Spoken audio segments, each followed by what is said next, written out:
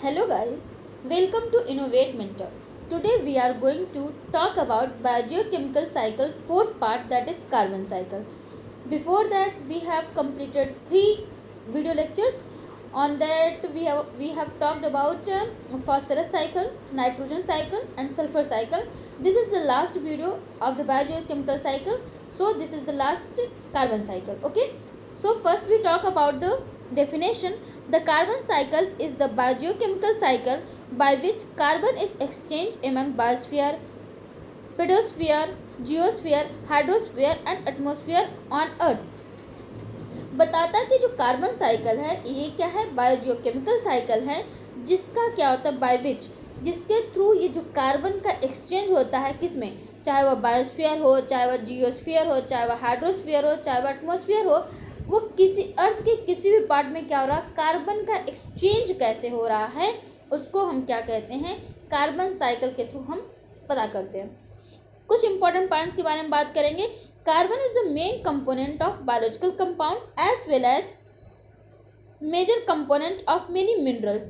कहता है कि कार्बन जो है वैसे तो बायोलॉजिकल कंपाउंड्स का मेन पार्ट है, मेन कंपोनेंट कहा जाता है, साथ ही साथ major component of many minerals, बहुत सारे मिनरल्स का मेजर कंपोनेंट भी होता है, जैसे कि limestone. Among with the nitrogen and water cycle there carbon cycle comprises a sequence of events that are the key to make the earth capable of sustaining life।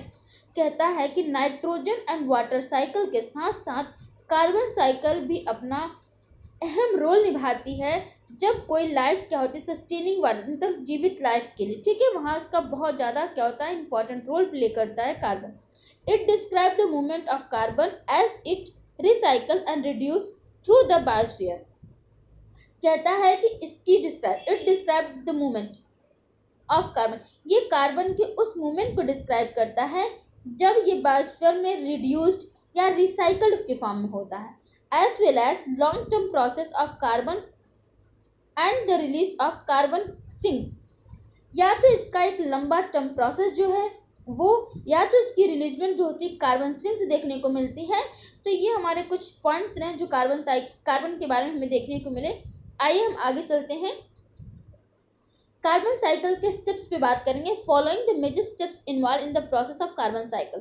Carbon present in the atmosphere is absorb by the plant for photosynthesis. ये carbon जो हमारे atmosphere में present होते हैं इसको plant के द्वारा क्या किया जाता है, अब्जॉर्ब किया जाता है फोटोसिंथेसिस के प्रोसेस के लिए। दूसरे स्टेप में देखें, these plants are then consumed by animals and carbon get bioaccumulated of their bodies. उसके बाद इन प्लांट को क्या करते हैं, एनिमल्स क्या करते हैं, लेते हैं, खाते हैं, कंज्यूम करते हैं, ताकि उनके अंदर, उनके बॉडीज़ के अंदर ये जो कार्बन है वो क्या हो जाए, बायो अक्यूमुलेट हो जाए, प्रेजेंट हो उनके बॉडी के अंदर चली जाए।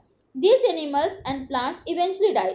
कभी न कभी ये प्लांट हो चाहे एनिमल्स हो ये डाई होंगे अपॉन डिकम्पोजिंग। उसका इनका क्या होगा, डिकम्पोजिशन होगा।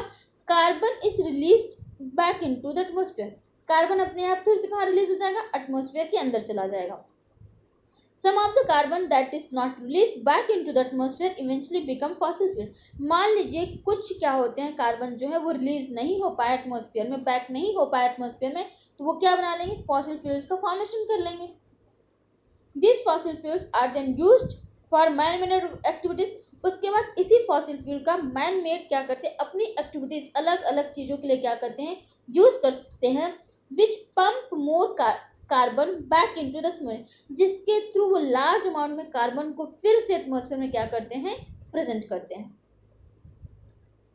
आइए हम साइकिल पे बात कर लेते हैं।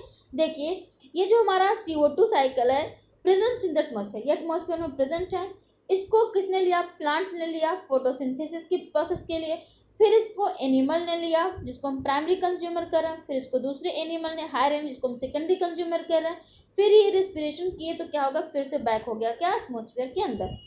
मान लीजिए ये प्रोसेस यहाँ तक चली, एनिमल्स ने, मतलब कि एनिमल का डेड नहीं हुए तो ये क्या हुए, फॉसिल फ्यूल का फॉर्मेशन के लिए, फिर भी ये कहाँ चले जाएंगे, एटमॉस्फेयर के अंदर। मान लीजिए प्लांट की डेथ हो गई, एनिमल्स की डेथ हो गई, सबकी डेथ हो गई, तो ये क्या होगा, डीके होगा, जिसके थ्रू फिर से बैक हो जाएंगे किसमें, एटमॉस्फेयर के अंदर। ये हो गया।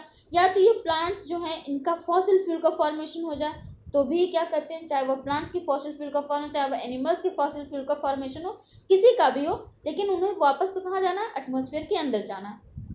ये जो क्या है, आपका जो कार्बन है ये कंबाइन विथ वाटर, वाटर के साथ मिलता है, CaCO3 का फॉर्मेशन करता है जिसका नाम है लाइमस्टोन।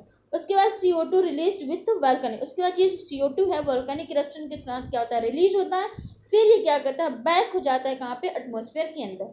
तो हमारा ये यहाँ पे जो टॉपिक है कार्बन साइकिल का, यहाँ पे ये ख़त्म हो जाता है।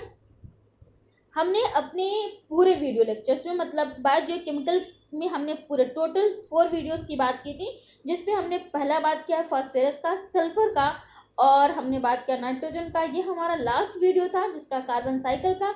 If you have not subscribe the channel, so please subscribe it and press the bell icon so that you may not leave any notification, because these all topics are very important for competitive exam, MSc, CSIR net, as well as university external and internal exam. So thank you guys, bye bye, take care, good night.